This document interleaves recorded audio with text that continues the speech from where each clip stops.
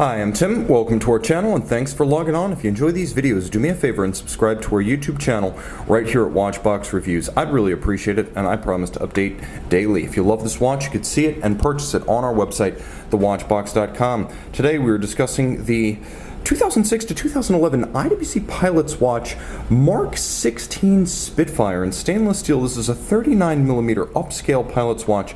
A more deluxe and opulent take on the Mark 16. It's 39mm in stainless steel, and you can see principally brushed stainless steel with an upgraded dial, including metallic brushing and applique indices and numerals.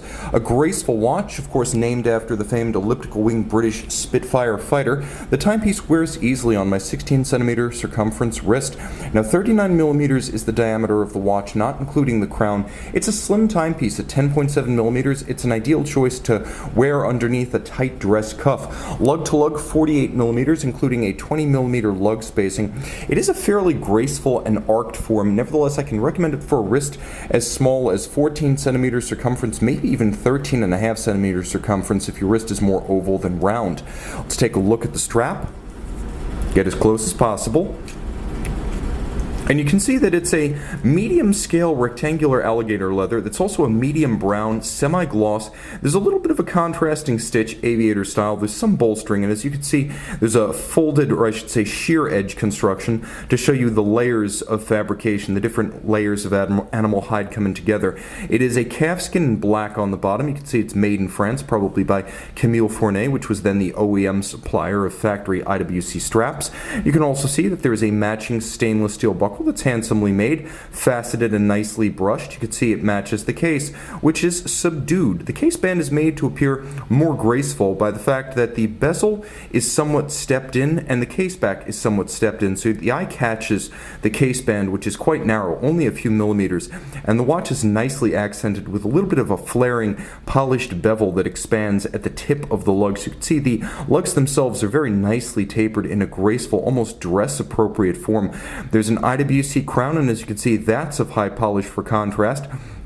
And the case is surprisingly nuanced. We step in from the case band, and then there's a vertical portion of the bezel that gives way to a narrow conical section that gives way to the dial. Now, a few upgrades over the standard Mark 16. The use of a frosted grain and a brushed metallic grain on the dial, as well as a couple of different focal planes. You can see the seconds and minutes track outboard is lifted above the hour track, which features all applique indices and numerals, not printed as you'd find on the standard watch, but applique and high grade. At center, large polished broadsword style hands, and you can see there is a nicely bob counterweighted needle seconds.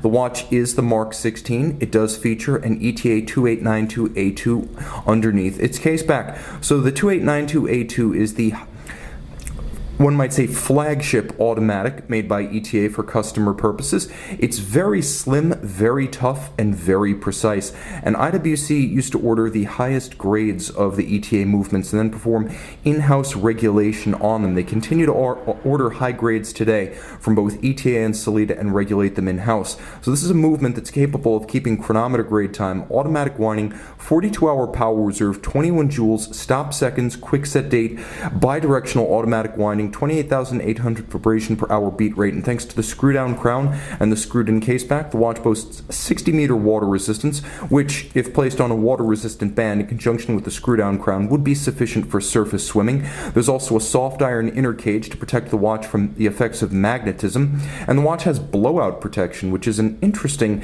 aerodynamic, or I should say aeronautical exotic. It's something that's there in case you're in a cockpit that explosively decompresses. The watch will not eject its sapphire crystal, its crown seals, or its case back seals.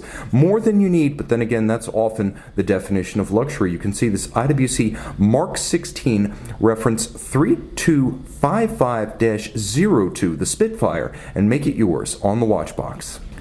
IWC Mark 16 Spitfire, with a history dating back to the mid-1940s and the original British Ministry of Defence and Australian Air Force Mark 11. The Mark series pilot's watches truly are the heart and soul, the unbroken thread of continuous Schaffhausen history that binds the manufacturer and its fans together alongside the Portuguesers. This is truly part of the core model line that has held up Schaffhausen over the years and made it perhaps the choice for those seeking premium premium pilot's watches with historical authenticity.